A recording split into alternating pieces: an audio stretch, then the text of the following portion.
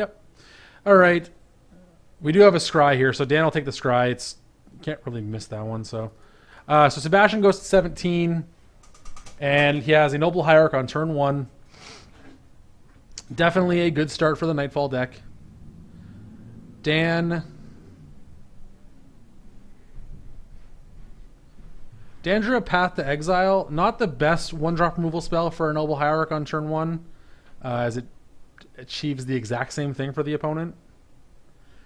So Dan will just pass the turn. Sebastian has a second Noble Hierarch and an attack for 2. So Dan's going to go to 18, and then he's going to crack his fetch, go to 17 as well. So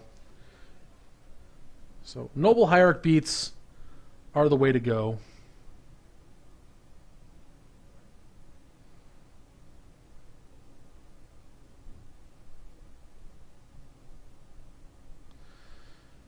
Gets a Godless Shrine. So Sebastian did not have a second land. He does, of course, have access to 3 mana next turn with a double Hierarch here, but Dan's going to likely have a Grim Flare coming down this turn.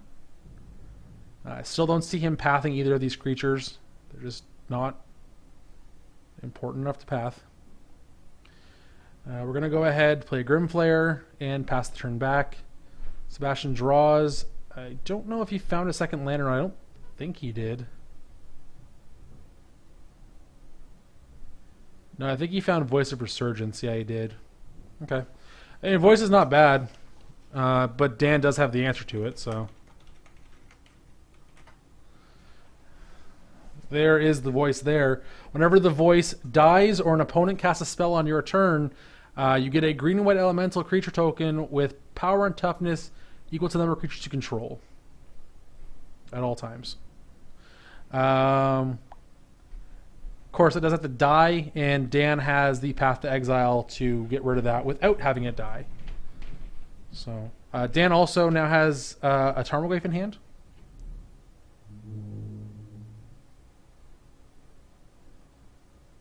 Oh, I saw as well here. Sorry, Ace the Creator following the channel now. I appreciate that, man. We will send you your 10% with discount code at top8gaming.com. Welcome to the channel. We'll give you that shout out again. So Dan thinking here what he wants to do. He's played a copy of Verdant Catacombs. I don't think you give Sebastian the option to trade, because if I'm Sebastian here, I'm snapping off that block with Voice of Resurgence to trade Grim Flare. It's just so much better for you.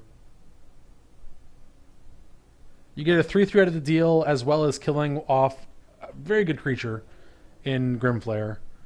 Yeah, Dan's going to cast Lingering Souls here. Interesting. Dan may have prioritized the Path to Exile to deal with like another Reliquary specifically, but I don't really know about that. So here's an attack for 4. Dan, I believe, has said no blocks, so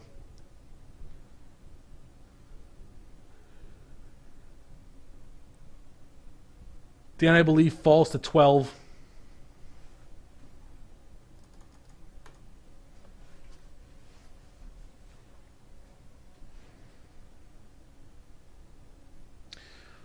Liliana drawn for the turn. Not very exciting when you're staring at a Voice of Resurgence. Now, Sebastian does still only have 1 land rather. So normally the play here to be looking at is a Collect a Company. Doesn't even have that available.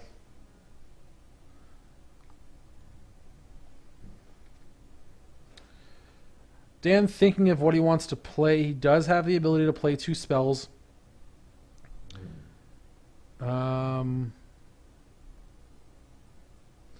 Question is, does he want to play? Sebastian does play Spell Quellers. In fact, he plays 4 of them. So if he does have one here, it gets to counter whatever one of these spells he wants it to. Liliana, Path to Exile, or even the Flashback Lingering Souls. Or no. Yeah, I gets counter that for sure, but that just goes away.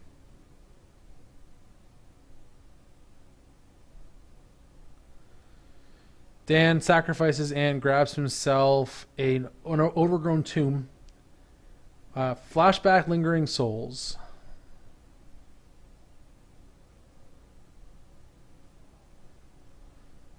Sebastian says that's okay. Dan gets a couple more spirits.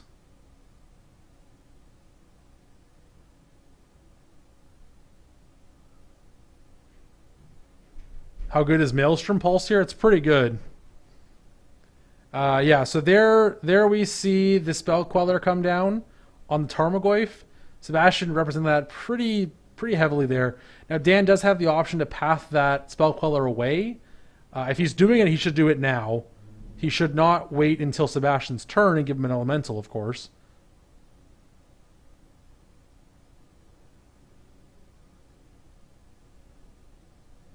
No, you should definitely just do this now and attack for 2 in the air, Dan. I mean, you're giving your opponent a land, which is potentially turning on his collected companies, but I don't think you can really let the Spell Queller stay in play here. So, how big is this Goyf? Just a 2/3? It's actually not that big, but yeah. Sebastian grabs his forest.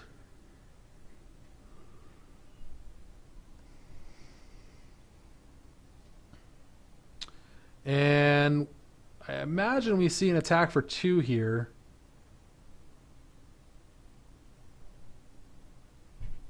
Apparently not. He decides to hold back. Sebastian, I believe, drew another copy of Voice of Resurgence.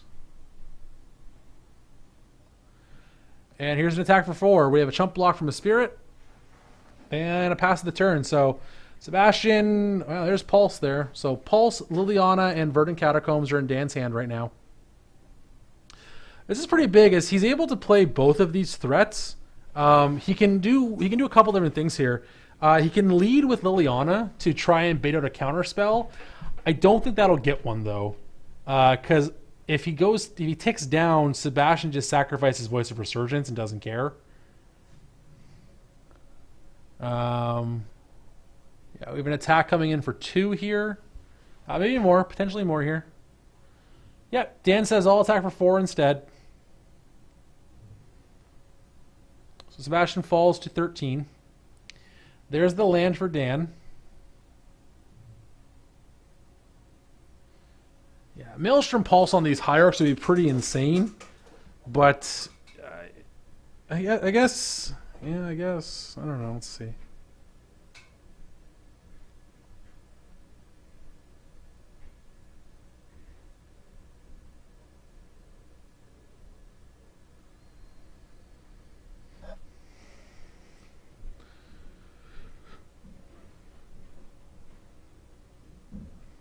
Dan going to sacrifice his Verdant Catacomb here and get a Shockland, falling to 6.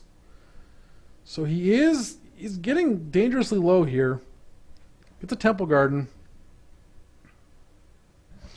He does have enough mana to still cast both of these spells in hand. I think I would have liked leading with Liliana first, seeing what happens. I don't know. May not have mattered, but alright. Dan lining up his mana how he wants so he can cast both these spells. Does have just enough black to do them both. So looks like he's starting with Liliana of the Veil.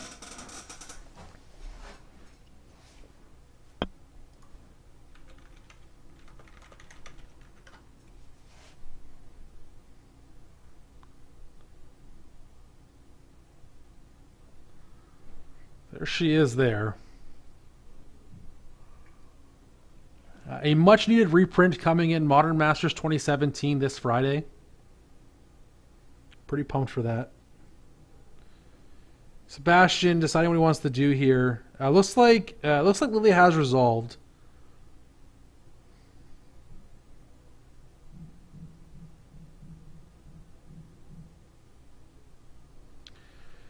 We're going to pulse your hierarchs.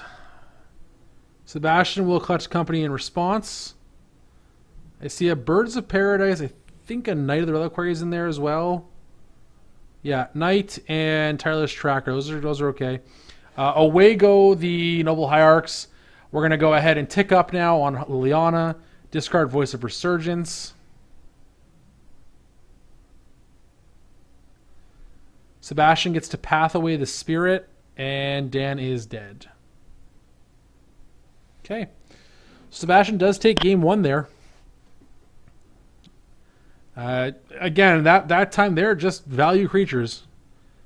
Eventually did find that 4th Mana Flex Company and was able to go. So, all right. So if we look to our sideboards, Dan has 1 Engineered Explosive, 2 Surgical Extraction, 1 Collective Brutality, 1 Zealous Persecution, 3 Stony Silence, a Maelstrom Pulse, 3 Fulminator Mages, 1 Damnation, 1 Gideon Ally as Zendikar, and 1 Thrun the Last Troll. For Dan, I like here. I still like Gideon. I like Damnation. I like Maelstrom Pulse. Brutality could be all right. Maybe. I like Explosives.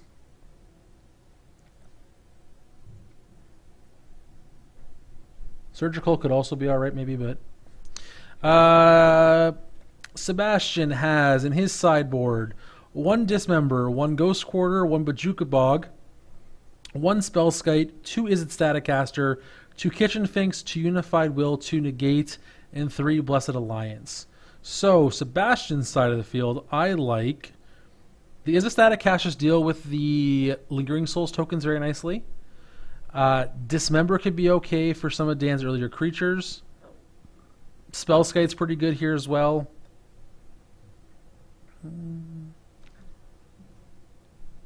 Even Bajuka Ball could be okay here. Get to tutor it up here with tutor it up with the Reliquary, of course. So kind of instant speed, exile your graveyard.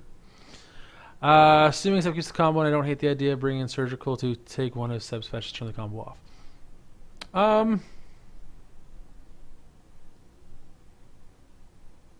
Yeah, I mean, I guess Ace. I don't know how much Sebastian wants to keep in his combo in this matchup, though. Dan plays a lot of ways to break that combo up, so it's debatable if it's actually really worth it or not to even keep it in.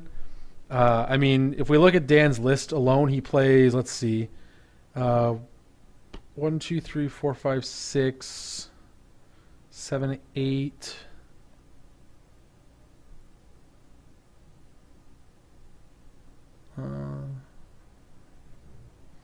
He plays like 9 different spells to break the combo up. So I really don't know how important it is. I think Sebastian is aware that combo's probably off the table almost. Not necessarily totally off the table, but like he might leave in one of his retreats. He only plays 2 in the first place, so he's not even really that focused on the combo. Sebastian pretty much is just playing Bant creatures here, which I think is totally fine.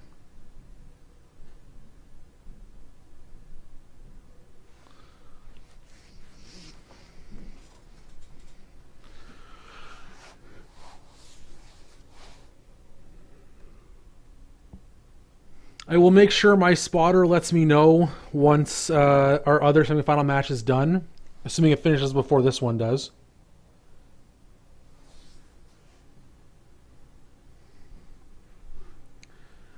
Again, the other half of the bracket here is Affinity versus Storm. They're just starting game 2. Who do we have up, Martin?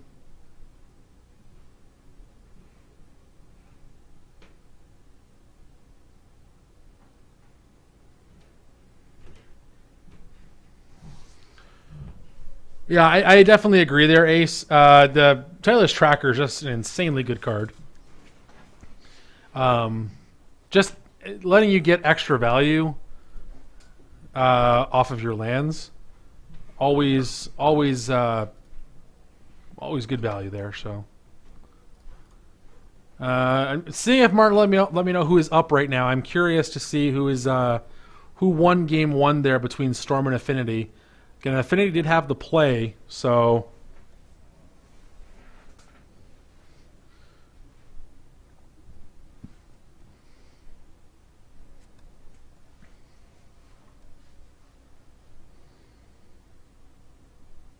All right. Shuffling up here. Dan will have the play here for game 2.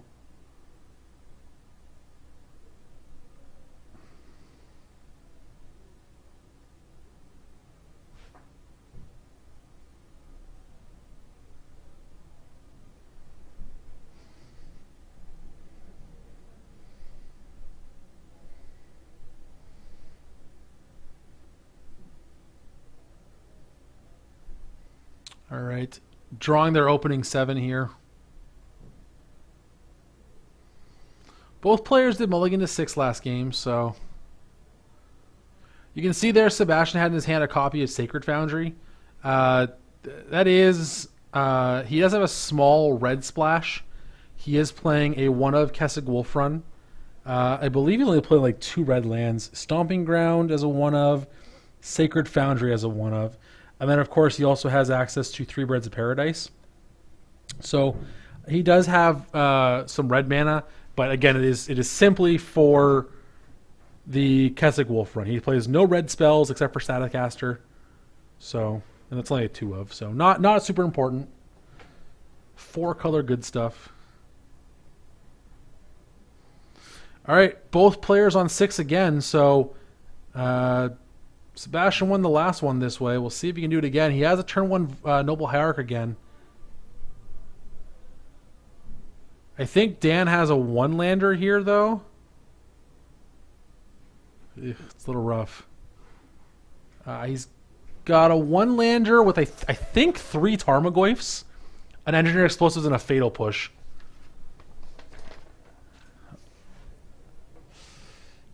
Dan thinking about this one. Looks like he's kept it, so we're going to start things off here with a copy of Marsh Flats and a pass the turn. So Sebastian will have his turn 1 Noble Hierarch.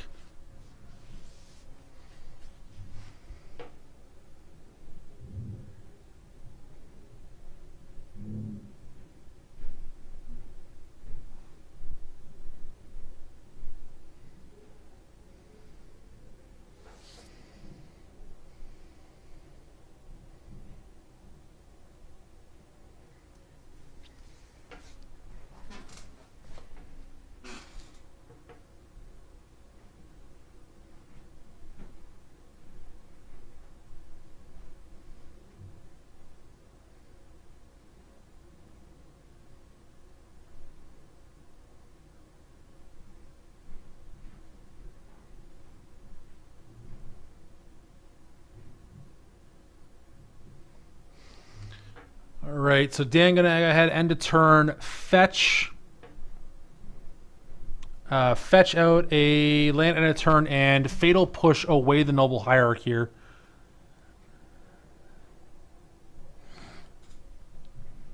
So going to get a copy of Overgrown Tomb. Now, I don't know if he scryed a top or bottom there from his mulligan.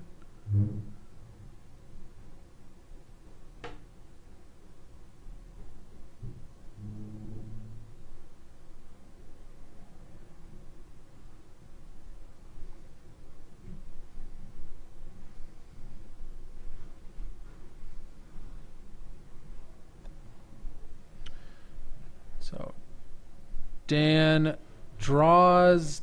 Does he find a second land?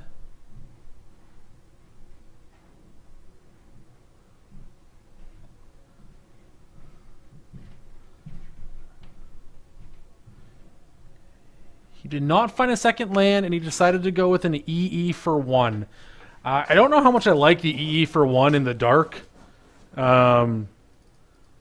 In Sebastian's deck, that only kills Noble Hierarch, Birds of Paradise. Yep, that's all it kills. I don't like that at all. Inquisition comes down, takes away a Scavenging Ooze. Attack with Voice Resurgence. Dan's down at 15. This is rough. Dan needs a second land here if he wants to stay alive in this game.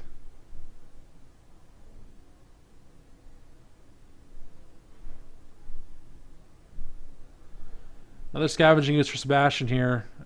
Dan draws Lingering Souls. Says go. Sebastian is in a very good spot now.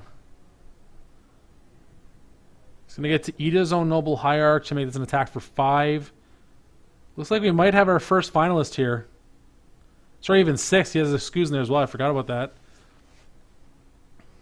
Yep, 6 coming in. We'll get that die changed out because I have no idea what that number is.